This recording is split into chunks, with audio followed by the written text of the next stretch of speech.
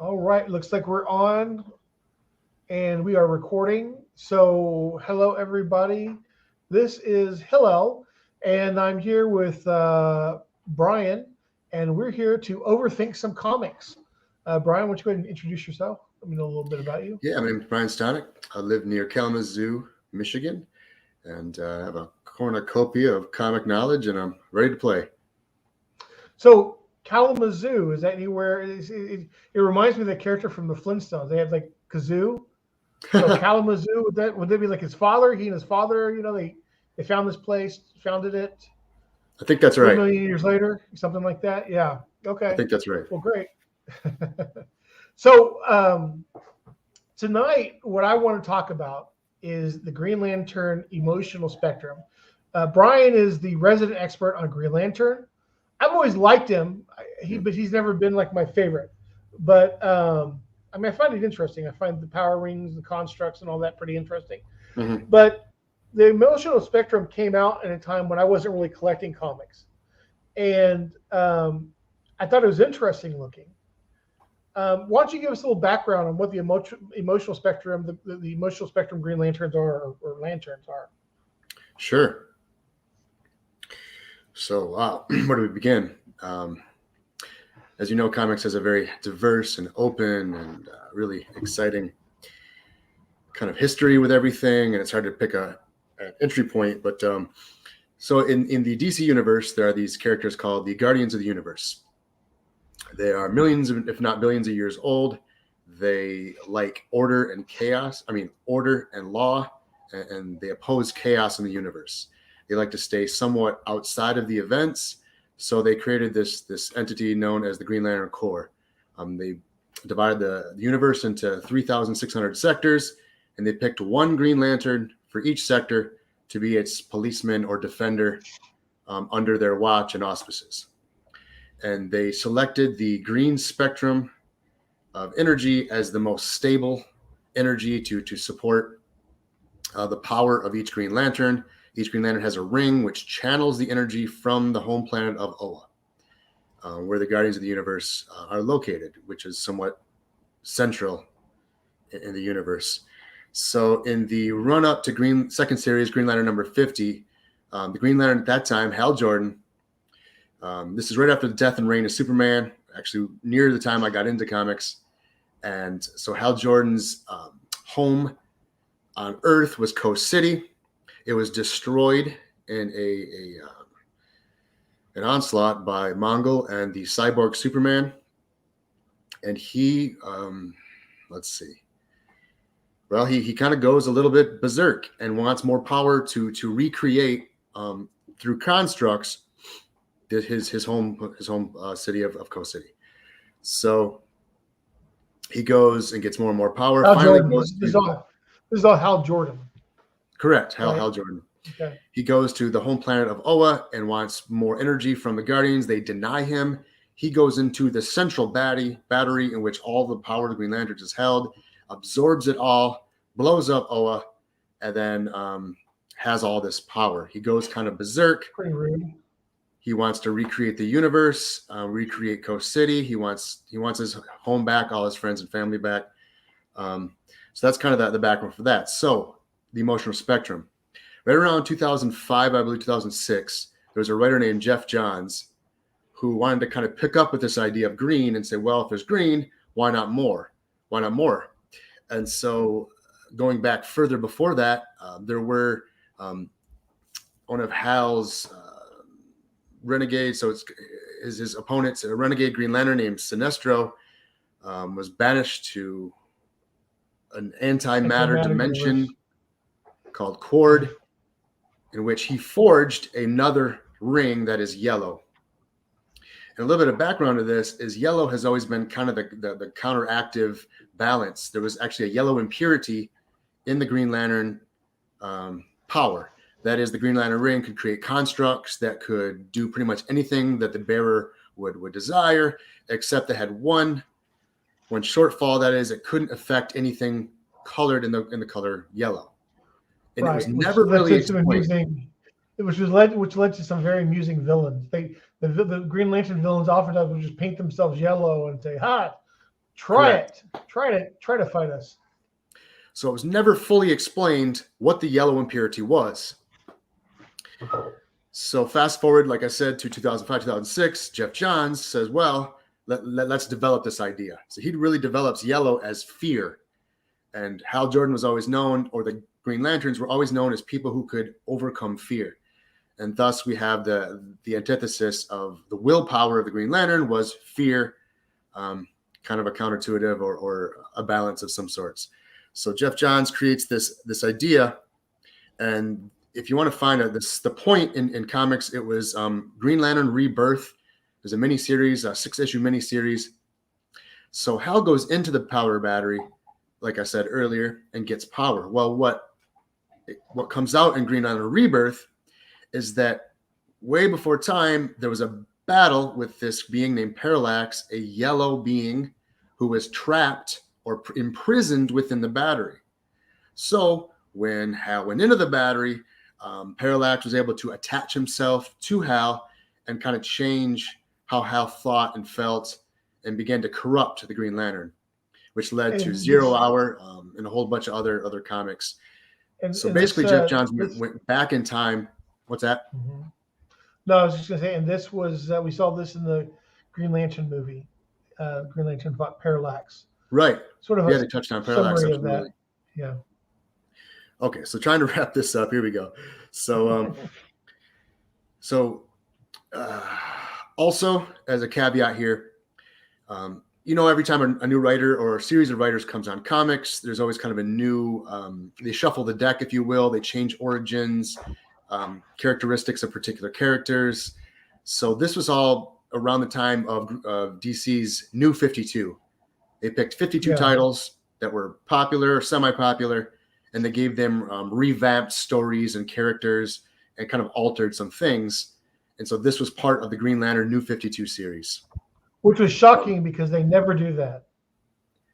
It was quite... DC never does that. DC never restarts universes or anything like that. Yeah, they're not as apt as Marvel is, I don't think. It doesn't seem so. Yeah. So going back to the Guardians of the Universe, came shortly after creation, which was described as a white light that was shed abroad, interestingly enough. And this white light had a counterbalance called death or chaos, in which split the emotional electromagnetic spectrum into the colors we know as Roy G. Biv or ROYGBIV: red, orange, yellow, green, blue, indigo, and violet. And that creates the basis of this emotional spectrum. Red gets associated with rage, avarice with orange, fear with yellow, willpower with green, hope with blue, compassion with indigo, and violet encompasses love. I think the most interesting aspect of this comes out in the storyline that the Guardians of the Universe selected green because it was in the middle and it was the most stable, meaning that the bearer or wearer of the ring, whoever wielded the ring at the time, wasn't as affected in their personality by that emotional attribute. Whereas toward the outskirts, such as red and violet, being rage and love, actually affects the person a little bit more. So as you come out from the middle to the two ends of the spectrum, the person, the wearer or the bearer of the ring of the emotional spectrum would actually be affected toward rage to fulfill the will of rage, and likewise love toward the will and the ideas of love. Just as a quick caveat, there was an interesting, I think it's an interesting way to reintroduce characters or to change characters, like Guy Gardner, who always was more of a jockier fella. He was kind of associated with rage. He ends up kind of getting a red ring and going toward rage. Sinestro, like I said, he'd already kind of been dabbling with the yellow. He kind of aligns with the yellow and the fear, which creates a whole host of new storylines in the Green Lantern universe. And also Fatality, a villain, was also recast, and she was able to, I believe it was Violet. She ends up associating with Violet, the Star Sapphires, which goes into a whole another area. But yeah, so that's how we get the whole emotional spectrum, is the white light of creation separated into multiple aspects, and each one of them focuses or draws its energy, if you will, from an emotional correspondent. Well, one obvious question is have these other Lantern Corps ever decided to work together and create their own Megazord? That's the real question here. Has that happened yet? So, in a sense, toward the end of I believe it was the New Guardians, one of the later Green Lanterns, Kyle Raynor, actually channeled all of the rings. He had a brief moment where the rings were finding him, and he kind of channeled all of the rings and all the emotional spectrum into a pure white light, which almost completely took over his persona to accomplish the will of the white light, that is to save creation and bring balance to the universe. So yeah, in a way, they kind of created this entity known as the White Lantern, and it kind of birthed a concept where all of them together worked in concert. Right. Well, and this is I'll just say that I have a bit of a problem with the Lantern spectrum, and my problem is this. Oh, sorry about that. I was trying to, just trying to see if there are people ready to chat or not. But anyway, so back to what I was saying. So my problem is that there's a point where I think that this falls apart. This concept. Red is rage. So the person who has the Red Lantern ring seems to either be controlled by or fuels their power ring by rage. Correct. Orange, avarice, is by their greed. I forget the other colors. Indigo, I forget if that's love or what that is. Compassion. Compassion. And then you have the blue is hope, I believe. Yep. And then you have love. So all of these, so in this way, in some ways, the people who are these lanterns epitomize the color ring they have. But that then brings me to the yellow lanterns. It seems like to me that they should be afraid. It seems like the scaredest person in the universe should be the best one to wield a yellow ring because of their fear. But for some reason, that's not how it works. So it's not entirely clear to me, how does the yellow work in the spectrum? It seems to go against every other ring that exists. It's instead of them being fueled by fear, they seem like they want to be able to put fear in others. Right. Wow. It's an interesting point. I'll have to reread some comics in that light. Well, go ahead. Well, just one point that I could mention is one of the nuances of the energy spectrum was that green was the most central or stable of them all, which affected the person least. Just outside, we have yellow and blue, and so it doesn't necessarily affect the individual as much. So it wouldn't change their disposition. But like you're saying, changing this, yeah. Go ahead. Yeah, but like you're saying, it's a very great point that seems like Sinestro, the quintessential Yellow Lantern, wishes to instill fear in others versus himself being afraid, because it doesn't really mention that I remember. So I seem to remember a comic where the Yellow Lanterns put themselves in some sort of fear bubble, and they have to overcome their fears, and then they step out, and then they can wield their ring. Right. But it doesn't make any sense. Every other ring, it's who they are. If I'm angry, then I'm going to be a Red Lantern. Right. If I have strong willpower, I'm going to be a Green Lantern. So it ought to be, I have a lot of fear, therefore I should be a Yellow Lantern. Absolutely. But that's not how it works. So that's why I say it falls apart a little bit. I wonder if the Right. emotional spectrum really makes a lot of sense.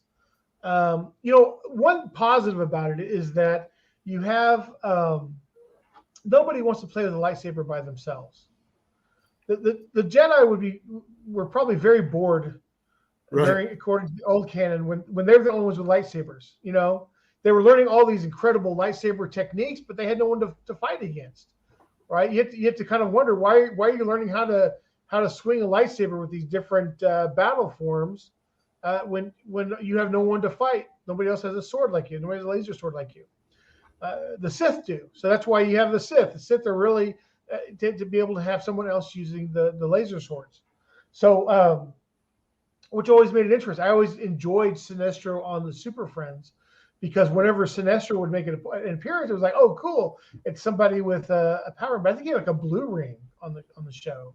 I don't think he had like a yellow ring on the show on Super Friends, which was kind of weird because in the comic it was yellow, but in Super Friends I think it was blue. Yeah. But it's interesting having those opposing forces where, DC loves this. DC is going to create the Flash. So there's obviously going to create the Reverse Flash. It's going to create Superman. It's going to create Bizarro. Right. Right. I think the only one who didn't wind up with an opposite was really Wonder Woman. Yeah. Her biggest consistent foe seems to be Cheetah. She keeps showing up, which I don't know why. I never liked Cheetah, but which that's another thing we'll have to talk about, which is the whole Wonder Woman thing and sort of the idolatry in comics and things, which I find is very interesting. But anyway, back to the emotional spectrum. I feel like that's a flaw in it. Now nobody's really thinking about this, but this is Overthinking Comics, so obviously we have to be the ones to actually think about something. Perfect. Nobody else is thinking about. Exactly. So that's why I bring it up, because apparently I'm the only one ever. Because I've asked other comic people, what do you think about this? And they go, I don't know. And so, but I think really deep down inside, they just haven't had time to form an opinion. So they need me to prod them a little bit and come with their own answer.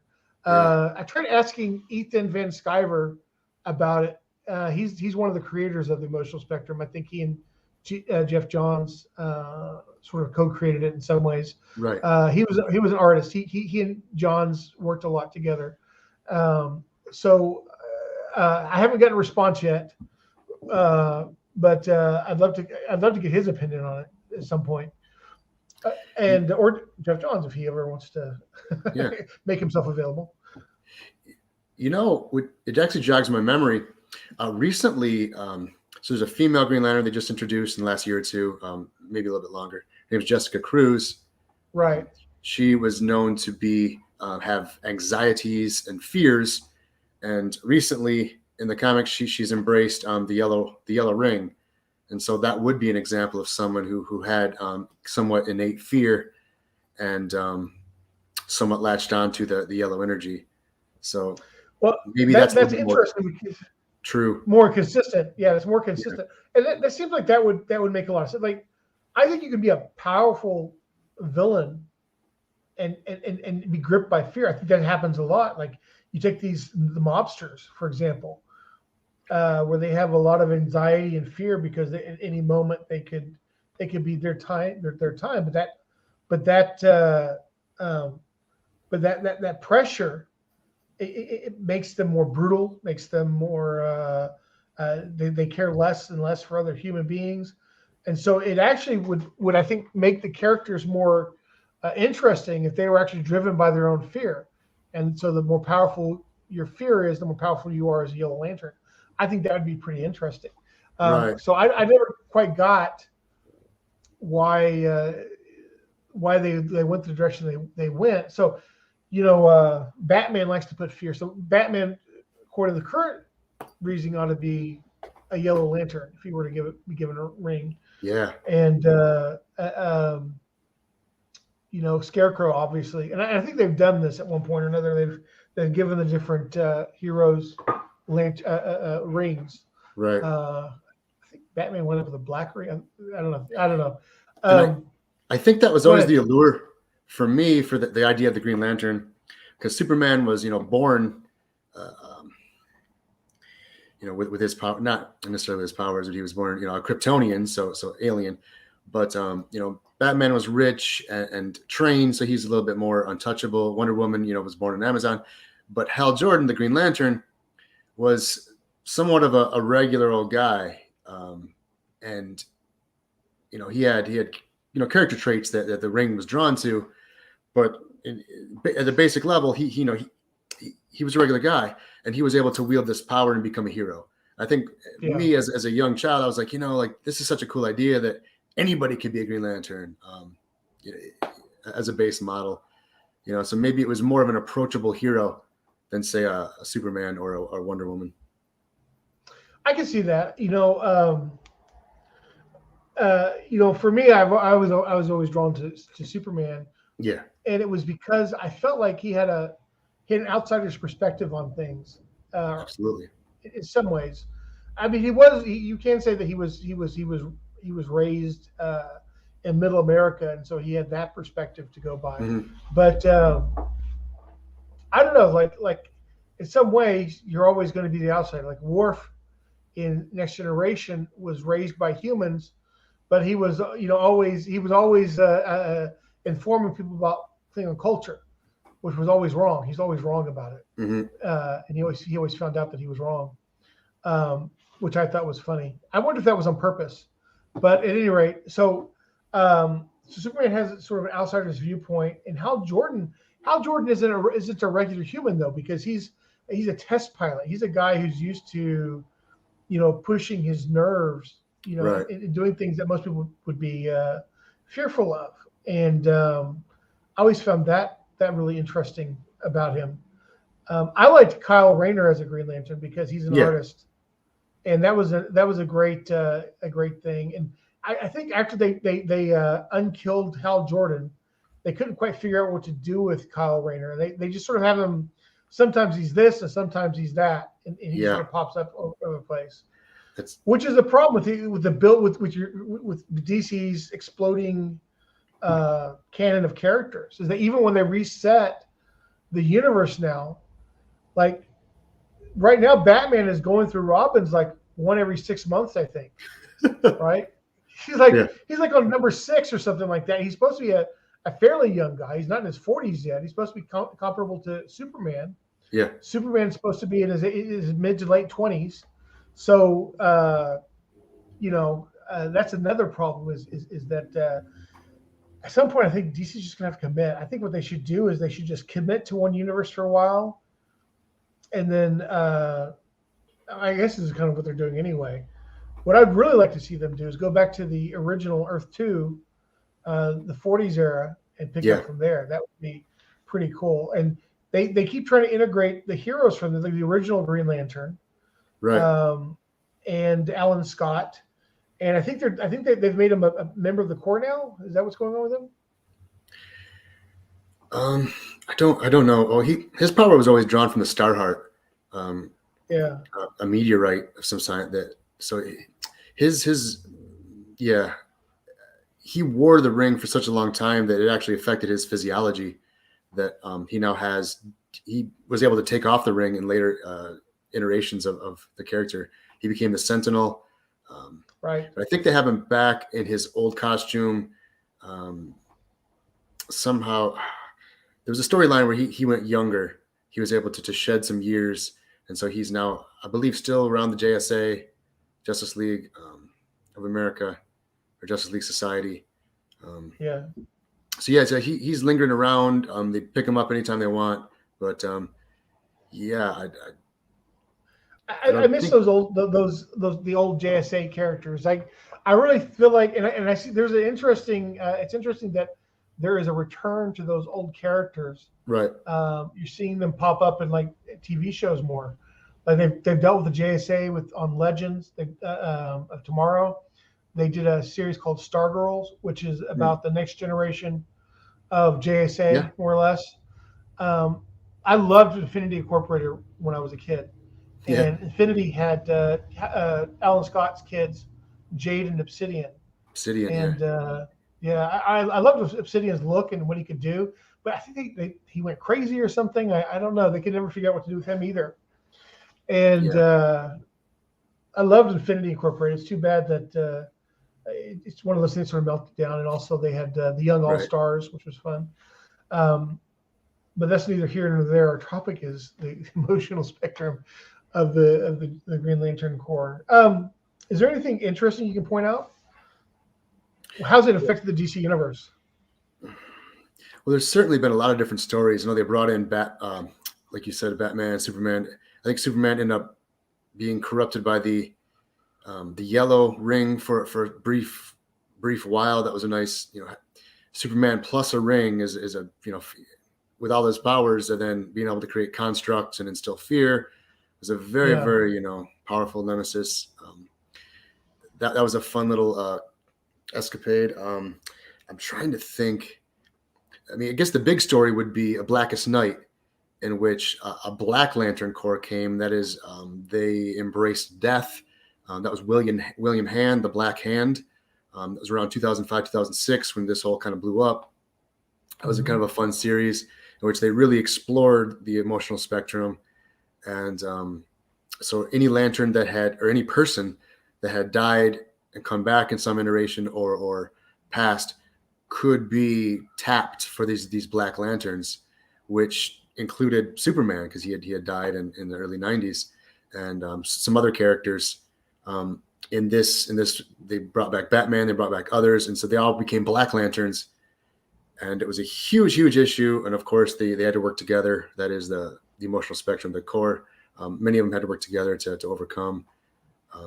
I guess kind of tops was Saint Walker, the leader of the Blue Lanterns, and then again, the Violet or Star Sapphire really came through in the end to really help this out. Which the whole Star Sapphire thing kind of goes way back in the mythos of Green Lantern with the Zamorans, and they kind of played with Carol Ferris as this overly emotional, attached individual. The interplay between her and Hal throughout the really kind of fed into this. But so I guess of note would be the what do you call it? The Blackest Night series. Well, just going with Carol Ferris, I always felt I never liked her character because, well, not for this particular reason, but it occurs to me now maybe why I didn't like her.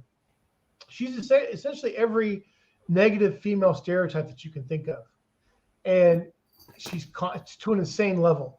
She's constantly going insane and going crazy. That was the basis of her having her power, I think, was that she'd go crazy and forget who she was, and then want to kill Hal Jordan. And and so I never really liked the character very much because it just seems strange that her superpower career, superhero or supervillain career, revolved around her. I mean, that's a really persistent ex-girlfriend, and I don't know, but so it sounds like they've fixed her a little bit. I guess they've made her more useful and independent. One thing they did later on was they had her date with Kyle Raynor toward the end of the New 52, which a lot of the fans didn't like. They thought, being with Hal Jordan was one of the most important roles she has played in the DC universe, and then to have her go with his successor of sorts, or the Torchbearer, was just kind of vapid of her. Or of the writers, I guess you could say. I think sometimes the writers run out of ideas and they just do whatever. It's the problem with having a soap opera style approach to storytelling, and that is that our job is to sell the same product over and over again and never change up what we're selling. And we're gonna we have Superman. We're always going to sell Superman. Superman's always going to be Clark Kent. Batman's always going to be Batman. Maybe for a little while, we'll give them like a break for a year or two, and then we'll bring them back. But they'll, ultimately there is no succession. And this is going back to the thing I said earlier. I would love for DC to stop, go back to the original line of characters they had, and before Charleston and all those different things. And if you want to print those characters, just put them in a Elseworlds or something else like that. Like you can keep the Shazam. To keep all the copyrights and everything they want, but just take those original characters and do a DC from that standpoint, what happens to these characters years later, from the World War II to today, and who are their successors? Batman would probably have like 10 successors at this point, Right. because I figure that a vigilante like him could only last the best 10 years before his body starts giving out. Because you're not going to start doing it until you're about 30, because you're going to have all those years of training and preparation, and unless you go through like special forces training, I guess, but which is what the Robins do. That's what he does for the Robins. But Right. what would the situation be? There's no Green Lantern Corps in that universe. So you have Alan Scott. Does Alan Scott pass on his ring to someone else? Does he keep it? Is he still running around? The Flash question. The original Flash didn't get his power from the Speed Force. He got it through heavy water. Right. And I think that would be a great storyline. And if you have the Starheart as the source of Green Lantern's power, then what would be the emotional spectrum, or the multicolored lantern? I mean, would you have that? You could have multiple Starhearts of different colors that then one of them would be wood energy, which would counter Alan Scott, which was a stupid weakness, I always thought. But you noticed, you did mention Batman, and how the peak physicality would be early 30s into his 40s, and then there's somewhat of a decline after being beat up night after night after night. An interesting series that I just finished was called Batman the Detective, in which they kind of played on the writers used the model of an older Batman who in some of his thought bubbles or his words, he would mention how he's not in his peak physical form, how he has certain injuries that he has to deal with, and that he has to use more electronics, possibly more wisdom in fighting smarter and not harder.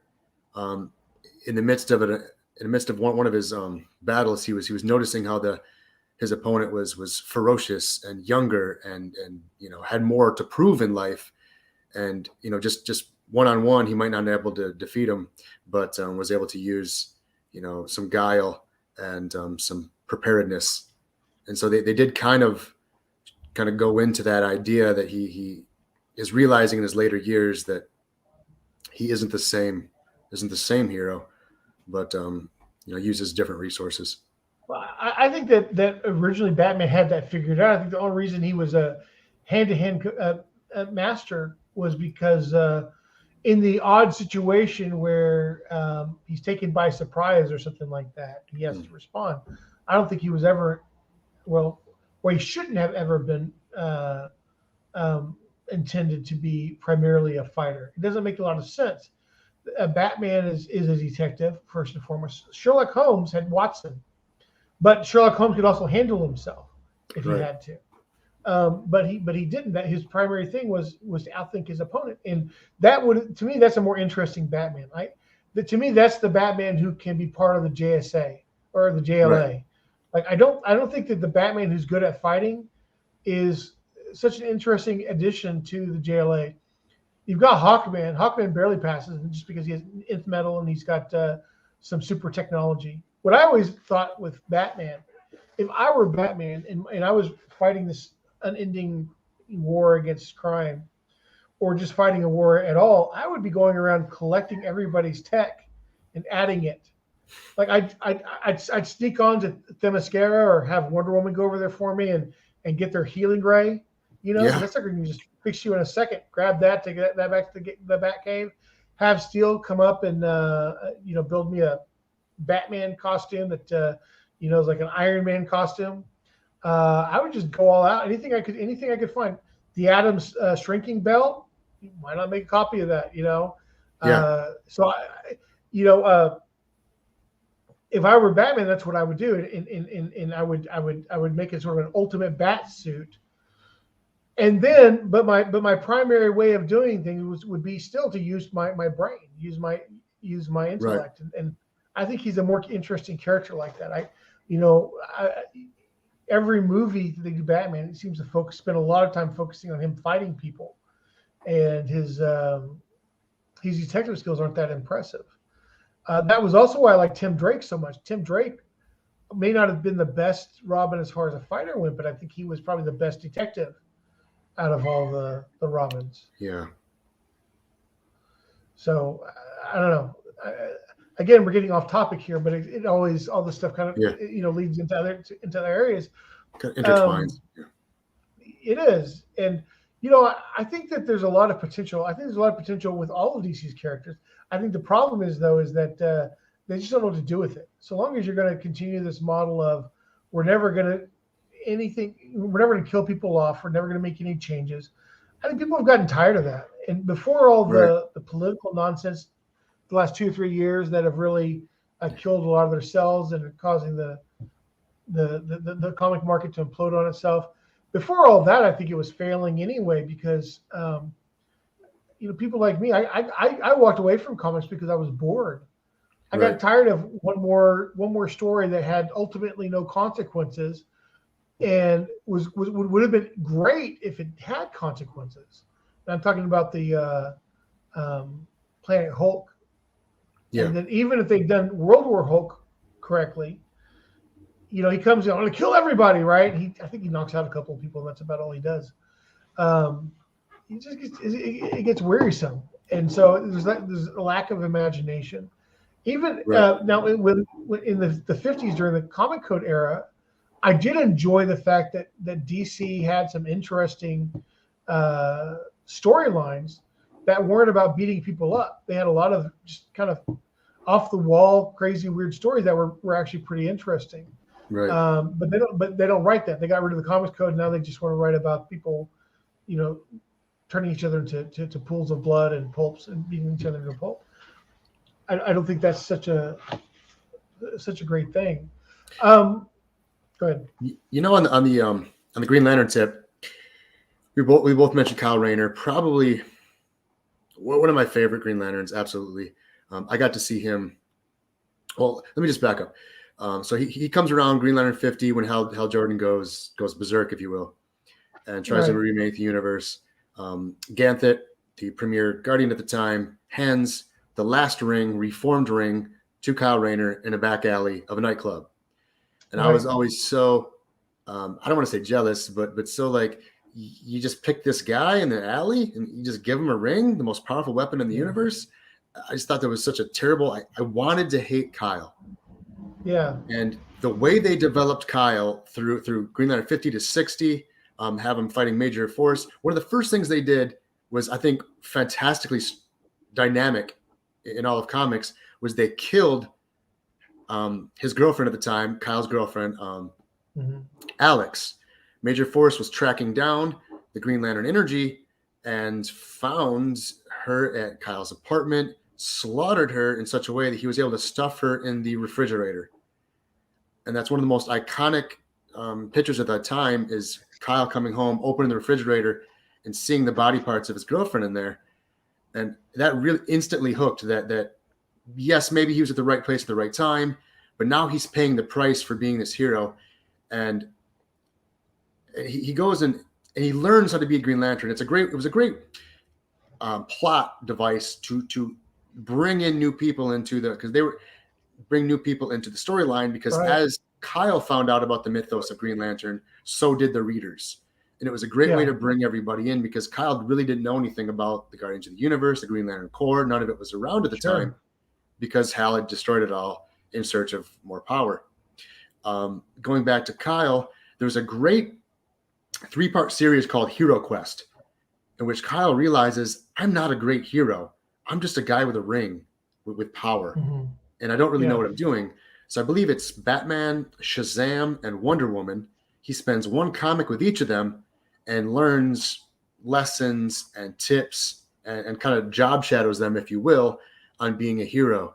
And it was a fantastic way of bringing the hero out of Kyle, teaching him, and kind of showcasing other heroes, of course. But I thought it was a great developmentally, because like I said, I wasn't buying this guy, and then slowly he won me over to where now I absolutely love the story of Kyle. Green Lantern second series, 50 to 100. even into 120s and stuff. Just fantastic reading. Big fan. I own them all. I liked him as well. He got a better development than John Stewart and Guy Gardner, and Yeah. which is too bad. But my introduction to John Stewart was Hal Jordan slips in the bath one day, and here's suddenly this new Green Lantern. Like, where'd that guy come from? But talking about paying a price for being a hero, that was, I've been researching I'm developing my website, newherocomics.com, and I'm trying to get it to where I've got characters up, and I'm just trying to think it out so that my universe sort of makes sense. And so one of the things I researched was power systems, and I learned that one of the things about power systems, that the power system is how the power works and how it doesn't work. How do people have these abilities? They're really usually called magic systems. A lot of times they're called magic systems, and it's just how do they use these extraordinary abilities that they have in your world. And one of the things they kept cautioning people on, the different YouTube people I listened to, was don't make your characters all powerful. Every power has to have a cost, otherwise you can get very boring very quickly. And but I think that's true with stories as well. Like if it's always a happy ending, then you're never going to have an interesting story. You're never going to and I think that the benefit of being a hero is people respect you and love you and hold you in high esteem. But the counter to that is what you're saying, is that you can come home and find that someone you love has been killed, and to really realize what you're risking and to examine, is it worth it? And I think that's a great question.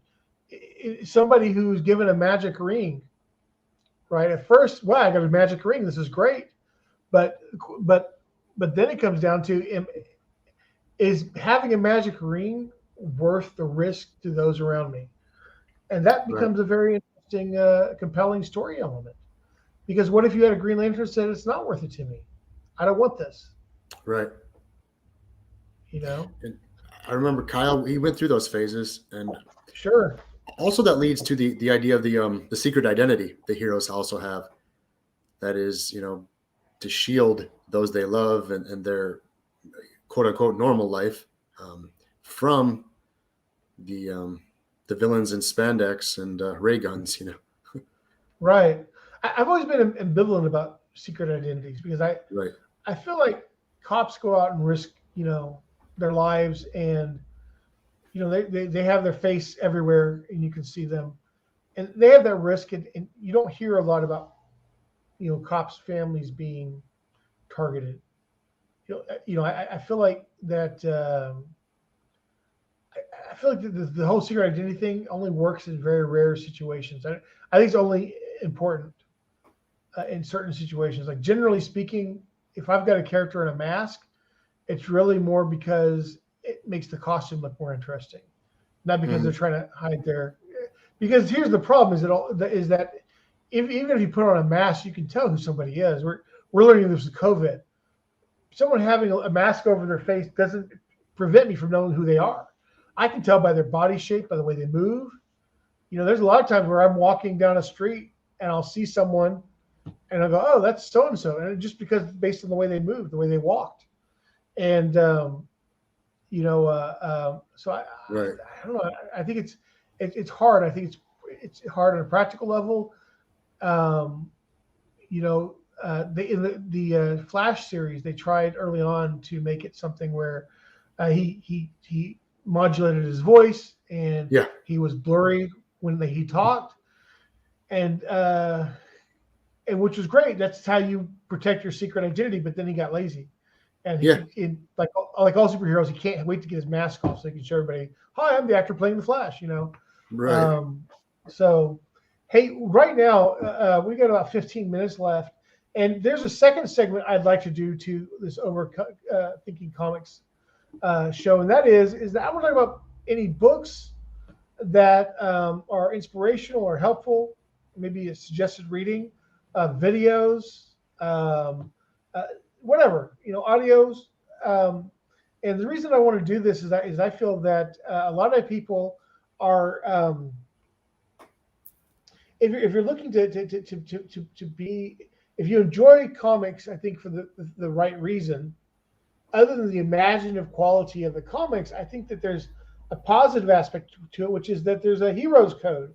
You can't be a hero without a code, and you can't if you're not working on yourself to be a better person, and if then how can you ever be a hero? Because a hero ultimately demands of others that they try to make themselves better. That even Batman believes that jail can reform people, right or wrong. He believed that sending a person to jail was good because perhaps they would realize their mistake and come out and become a good person. So there's this idea of teshuva that we have, I think, built into comics, even with the bad guys. That's why we didn't used to slaughter them, um, and also recognition. If Joker's crazy, then we don't kill him because he's not really in control of himself. So anyway, so I feel like it built into comic books is this sort of moral quality. And I don't think people have to be moral like I'm moral, but this is something that I just want to offer up is if you're looking for a way to improve yourself, or you want to delve deeper into Judaism or B'nai Noach or anything like that, then this would be a good way to introduce yourself to that.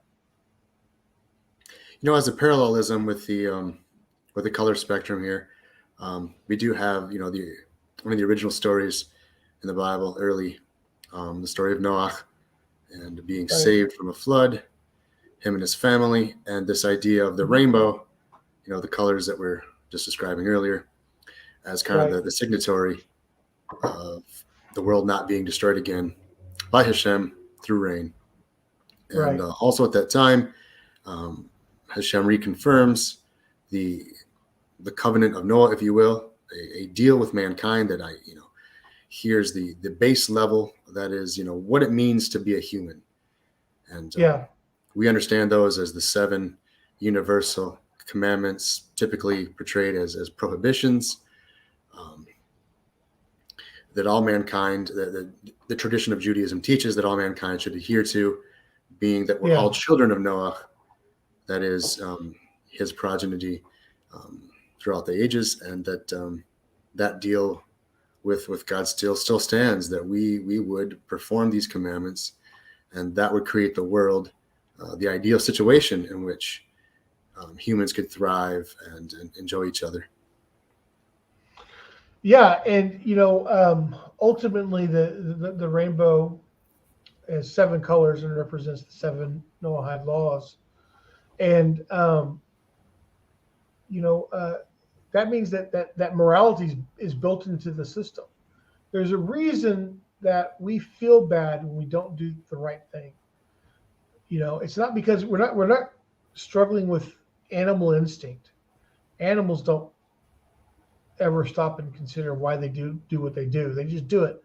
They're programmed to a certain level.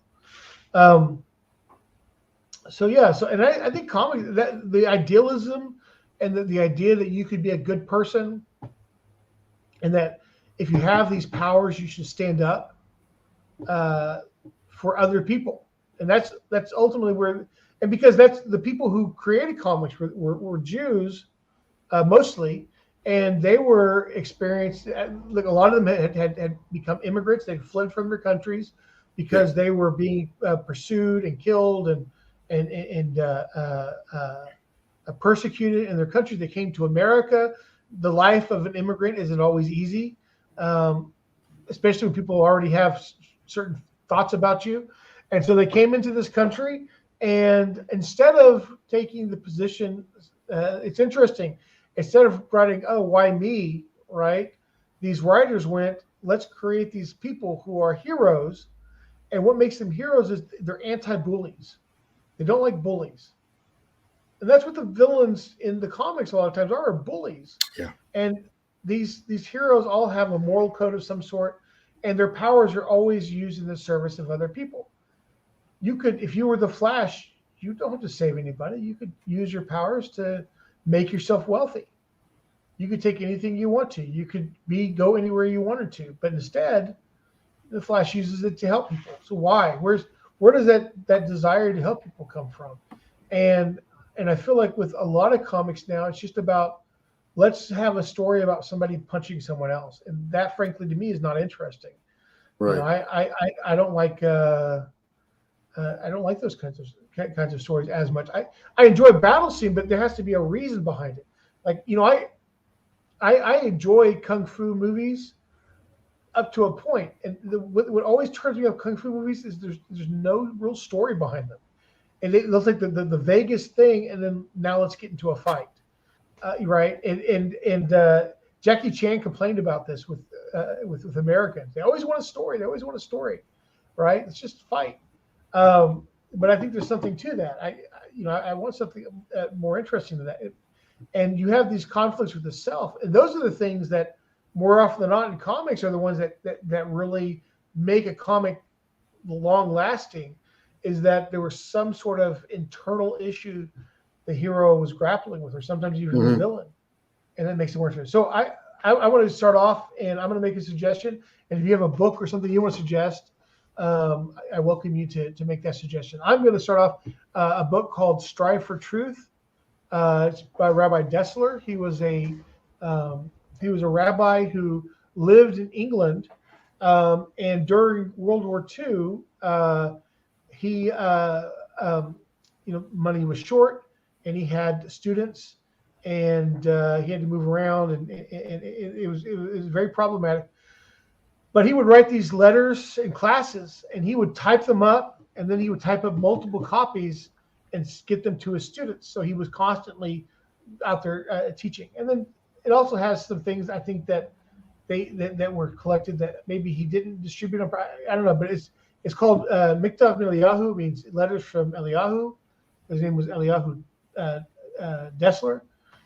The one thing I love about this book, and it's always stuck with me, is that it's probably one of the best self-help books you can find out there, and that's because he explains what's going on spiritually with you as far in how you can make changes, and they're practical suggestions.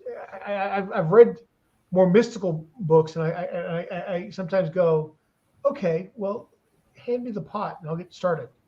But with Dessler, I feel like it's like meat and potatoes. It's like very fundamental things that you can do. So, for example, what he tells us is he says that a lot of people have problems with their personalities that they don't like. The things that they don't like about. We all have our own struggles. That's the first thing. Number one. We all have our own individual struggles. One person might struggle with stealing, or another person, that's not his challenge. His challenge might be something else. And so we have to identify what is our problem. What is it that we struggle with? The second thing is that when it comes to changing yourself, change doesn't happen instantly. You've got to you really have to do something. You have to focus your battles. Don't try to win the war, try to win a battle. And the way he describes it is that, let's say, for example, let's say, for example, that I need to lose weight. Well, don't try to go on a diet, exercise, and do 10 other things at the same time to accomplish that goal. You're going to burn yourself out. You're not going to get anywhere with it. So what do? You find one thing that you can do. Change that one thing. Win that one battle. And once you won that battle, move on to the next battle. And pretty soon, battle after battle, eventually you'll win the war, because you've been fighting the battles, you've been overcoming, and you've been winning. It's extremely, extremely just very practical. It's something that I've used. I have my own issues with diabetes and everything, and I've used it to start. I've been fighting one battle at a time, and one of the things I've done, for example, is I've changed what I eat. Great. What I eat and exercise and things like that. So I've been slowly fighting my battles, trying to get to become more healthy. I've also used this with personality traits I don't like about myself, and just it's one thing at a time. Just focus on one thing and be okay with yourself. God doesn't expect you to change like that. You shouldn't expect it either. So that's my suggestion is to strive for truth, and you can find it, online pretty easily. I guess a book having universal appeal would be, I think everyone should read it, is Man's Search for Meaning by Viktor Frankel. He's a psychoanalyst, a Jew who had survived the Holocaust. The first half of the book describes his survival, what it took, what it meant. And then the second half of the book kind of goes into his theories on psychoanalysis called Logotherapy, where basically rather than trying to find the meaning in everything, it's finding the meaning in each moment, in each day, in each relationship. That some grand scheme may not be, super palpable at the time or even noticeable, but taking stock and value in each and everything, having a meal is something to be thankful for, having family, having clothes, having a job, the fact that I have expendable income that I could buy comic books or any book for that matter is absolutely, a testament to Hashem and the greatness of maybe this country and some other things. But Viktor Frankl's Man's Search for Meaning. I think it's an absolutely fantastic book. I've read it, I think, 3 times, and every time it just hits me and gives me great focus on what exactly I'm doing as a human being. So I guess that'd be my first suggestion. That's great. That's a great suggestion. Well, I think we're going to wrap things up with that.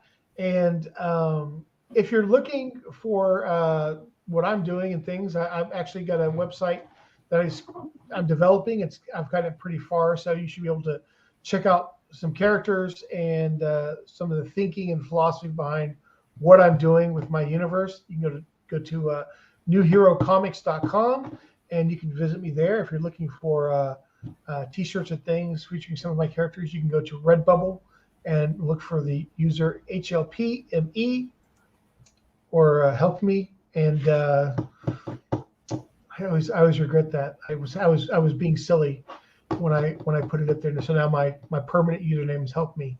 But because HLP is my initials. So anyway, you can find me in those places. I'll put those in the description later on. And I hope you guys enjoyed today's chat. I enjoyed it. And we'll come back next week with something else to overthink. And I appreciate, Brian, all the info you gave us and being our expert on the Green Lantern Corps. I was able to coast through most of this and just get a good idea of what was going on with these guys so that I could then comment on it. Maybe I'll pick somebody for next week that I've got an interest in. But I like this topic. It's interesting. It's interesting they went in such a different direction with the Green Lanterns. It was about time for them to do something like this anyway. So my name's Hillel, and this is Brian. I was going to let you kind of say your thing. And this is Overthinking Comics. Any last words? I just appreciate anyone who watches this. Just having some fun, talking about things we both enjoy, and maybe we'll infuse a little hope, a little wisdom, some Torah knowledge in here at some point. But mostly having fun pop culture discussions and schmoozing a little bit. Yeah. All right, guys. We'll see you next week. It's every Thursday at 2 p.m. Eastern, and it's 9 p.m. Israel Standard Time.